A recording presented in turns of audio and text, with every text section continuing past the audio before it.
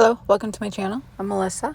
So part of this challenge is putting, food away every day. Now on our farm, we do not do that every day because my husband and I both work two jobs. So we're going to do the best that we can to try and put food away most days. So here is, I'm going to do the last of the jalapenos and I'm just slicing them up for the dehydrator. So I cut them into these small strips like this and I place them on the dehydrator trays. Now I need to find a place where I can get those mats for this dehydrator. That would be amazing, but I do not have them. So my biggest problem is after it runs, I put a paper towel. I never fill the bottom one. I put a paper towel on the bottom one so that when I start to pull things out, things like to fall through. And they fall through quite often. So as you can see, just that little bit of peppers, a lot of them fell onto this bottom tray. And I'm using an older jar, because I'm only going to be, putting them in there they're already dried. So I'm not canning them. So I just use an old jar. That's not a big deal. It's just an old salsa jar anyways. And I let them cool down before I do anything to make sure that they are going to be crunchy for us. Like you want to make sure you got them completely dried out. If you take them right out of the dehydrator while they're still hot, they could feel like they need to be in there longer, and that is not necessarily the case. And then this is like me showing you how they move back and forth and things fall through. And so this was what I had, everything that had fallen through after I had taken all of my trays out. And then I just place everything in this jar and we put the lid on the jar and stick it in the cupboard. Now, a regular mouth lid fits on this. All right, we're trying something new today. So we're going to make like these little mini muffins. We're using Jiffy pancakes. It said to use Bisquick. I couldn't find Bisquick in the store. So we cooked up a pound of breakfast sausage. I've got 4 cups of the Jiffy for the pancake mixture thing going on in here. 1 cup of water has been added. And this is almost a cup of maple syrup. We're going to use 3/4 cups. And then I'm going to finish filling this up with water. So it'll have 2 full cups of liquid, but I think too much maple syrup might not be that great. Although it is maple syrup, like real maple syrup, so it is real liquidy. But we're gonna stick to what I originally. Then we're gonna add the sausage to this. Okay, so I use spray, lots of it, and this is the pancake mix with the sausage mixed in it. And obviously this cup scooper, well, it's a 1/2 cup scooper is too much, but we are going to just kind of work with it. And I don't know, this is the first time making them, so I don't know if I should have given them puffy room to rise, but I'm gonna fill them up. It's pancake mix, it's gonna rise. We'll make them a little fluffy. It'll be fine. It'll be all right. And if this batch doesn't turn out all right, they're still edible. We'll just make the next batch a little bit lower. And I'll take it out. Whoop, that one's really full. And I'll take it out as when it comes out, let you know. I preheated the oven to 415. I don't actually know. I've never cooked pancakes in the oven. I found the recipe, didn't find a cook time, so we're just gonna go with it and see what happens. And I'll let you know if the 415 works, and I will let you know the time when I take them out. All right, the one that I thought was a little big was a little big. Everything else perfect. 8 minutes.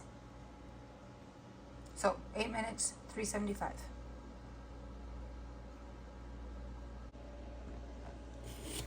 All right, they're cooked nice and squishy, not overcooked. So 8 minutes is gonna be perfect. You could add syrup over the top of this, but because I cook syrup into it, we're not gonna do that.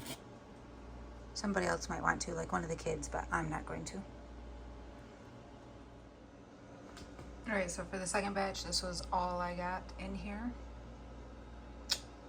So it doesn't make 2 full pans, which is what I was actually hoping it would do. And then I think we're gonna do 9 minutes because I just see some of them came out a little bit rough. And I think if I cook them that extra minute, it might brown up on the bottom a little bit more. So we're gonna try it on this one, see how it goes. All right, so these are all frozen now. I froze them. We're gonna label our bag and place them in here in a gallon-sized bag, and then pop them back in the freezer so the kids can pull out 1 or 2, however many they want. And then you can see some of them are like falling apart.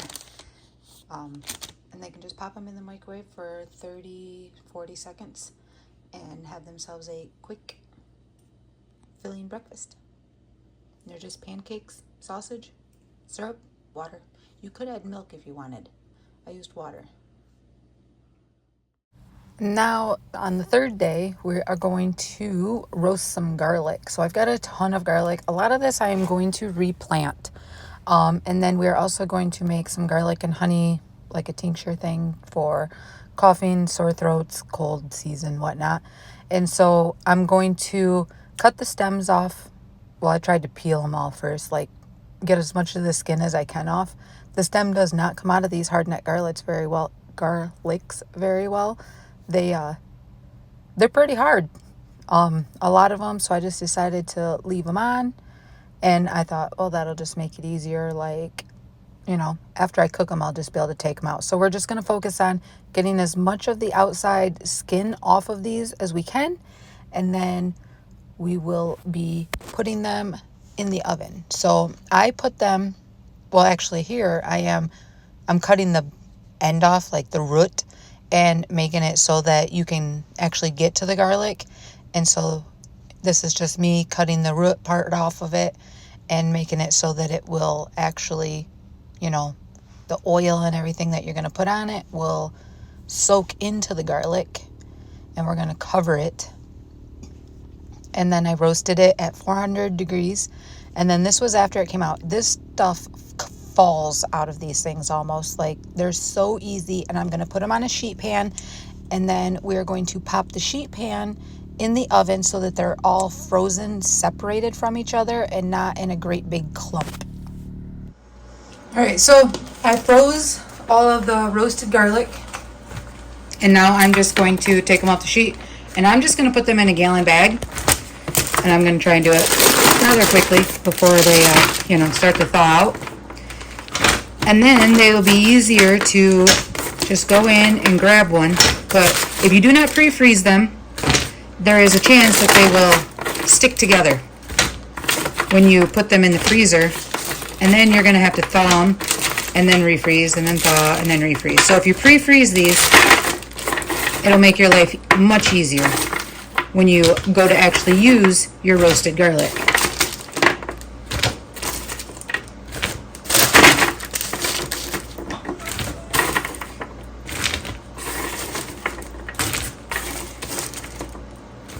And then this is the next day. I actually left these in the freezer overnight. You only have to do it for like maybe an hour, but I did it overnight, so.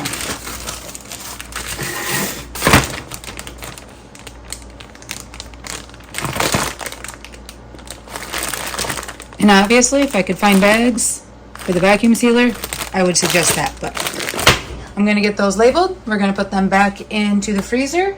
And today, my husband is picking up a ton of feed for cows. And I'm not going with him. And I'm also not helping unload. So I've got that bonus going for me. So we're not doing any like preserving in the house. I'm just doing this, and then I'm catching up on some laundry and some dishes, things like that. So it'll be an easy day I'm not actually putting anything away. But we are getting cow feed, so there is that. I may not have had to help haul 50-pound bags of grain into the barn, but I did have to play gate girl today. And then while I was waiting for him to get over to where the cows are, this bee had me trapped in the truck. It just kept flying around my door. When I opened the door, it flew away, but I was amused by it. Just kept hanging out, trying to get in. Maybe I smelled sweet. Probably not, though.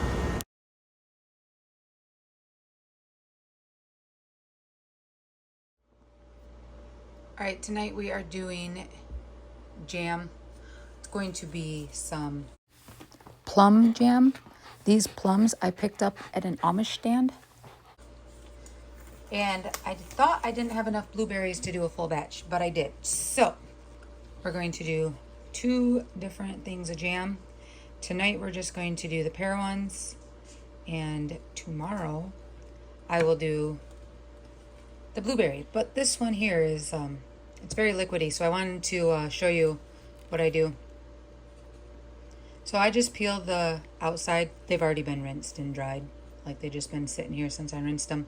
But I just peel the skins off. They come off super easy, especially if they're as ripe as these things are. And I'm gonna squeeze this and show you just how much juice is coming out.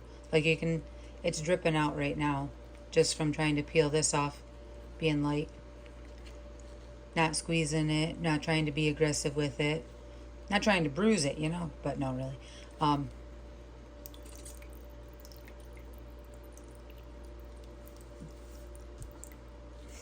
The amount of juice coming out of these things is crazy. But I do that to, for one, break up the pulp a little bit. And I will use an immersion blender on this after it is cooked a little bit, come to its boiling before I add the Sure-Jell. We'll use the immersion blender to get this all broken up so that we're not, you know, eating jam with long chunks of stringy stuff on them. And I'm just trying to get all the pulp off the seeds and then putting everything else over here to feed to the chickens. So we're just going to continue this until we have our 4 cups. And oh, this one's not as ripe. I might have to actually cut this one. Oh, nope, there it goes. So we're going to do our 4 cups of between juice and pulp. Make sure we have the 4 cups. And then I'm going to use Sure-Jell. And with Sure-Jell, you have to follow the instructions. Like, follow the instructions. I have found that you cannot be willy-nilly with them. It doesn't set right. Sometimes I still have them not set right, even when I do follow the instructions. But always follow the instructions with them. And then if you left the skin on these, if your kids aren't really picky about it, it's not a big deal. Some people do leave the skins on things. My kids do not like the texture of it if it's in the jams and things like that. So we do not leave the skins on. There is nutritional value in it, but we do not. So we're just gonna not waste it. We're gonna feed it to the chickens, let them have a nice little snack, and then finish up. Okay, so we've got the plums in here, and you can see I didn't blend it up yet. We're gonna bring it up, like warm it up a little bit. We're not gonna boil it yet. Just gonna get it warm, let it break down some more, and then we will use the immersion blender and hopefully get rid of like almost all the pulp. I am not going to strain this. It is going to stay a little bit thick, hopefully.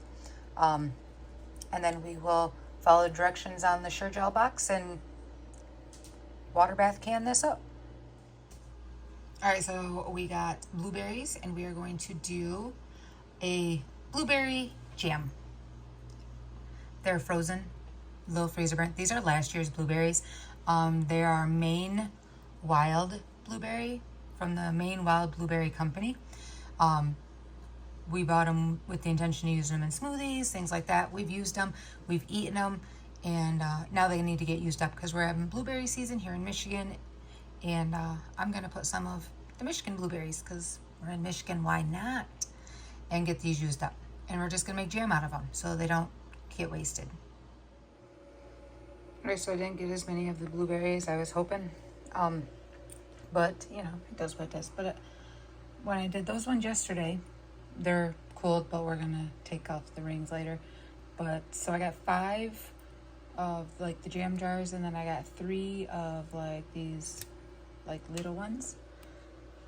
And then I got 6 blueberry. So, we got the plum. I'm excited to try that as jam. And then the blueberry. And that's 2 days. All right, so we're the next day with actual daylight. And I got all of them done throughout 2 different middles of the night. Because, you know, third shifter here, do things in the middle of the night. And everything's set so nicely. So we're gonna get these rings off. And, Oh, they're still kind of loose. Yay me. But we're gonna get the rings off, get them washed up on the outside, just in case any like juices came out. So sometimes like juices can come out like right here on the edges, and if you don't wash these edges, they can start to mold on the outside. So make sure you take your rings off. Well, I take rings off because I've always been told that if you don't and it wasn't sealed properly, it could pop up and then go back down and just give you a false seal. So if you take your rings off, if it comes unsealed, it's going to stay unsealed. And then you'll know when you grab your jar, like, hey, that's no good. That's no good that I dropped that either, but, you know, trying to do this one-handed.